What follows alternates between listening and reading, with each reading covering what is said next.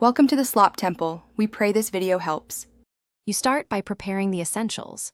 Charge the internal battery above 50%, insert a formatted SD card, and install the companion software on your computer.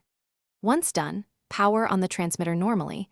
Make sure to hold both trims and the menu button if you need the bootloader for firmware flashing. You do this now because firmware and SD contents must match. If the radio already has firmware, verify the version in the system page. This prevents later mismatches when you load model data and sound packs. Next, connect the radio to the computer and open the companion app to flash firmware. You choose the build that explicitly names TX16 and first export your EEPROM to save models and settings. That protects your configurations.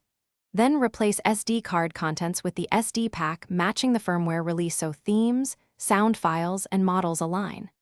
Flash via USB or use the bootloader sequence. Once flashing completes, power cycle the radio and check voltage, timers, and inputs before restoring the EEPROM. Finally, create or import a model.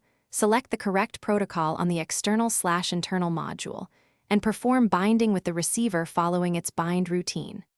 Then assign functions to switches, calibrate sticks and gimbals in the system calibration screen, and verify servo movements on the output page.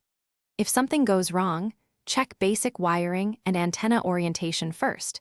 Use telemetry to confirm RSSI and link quality. And if you encounter corrupt settings, restore factory defaults and reload a clean EEPROM backup to recover a working baseline.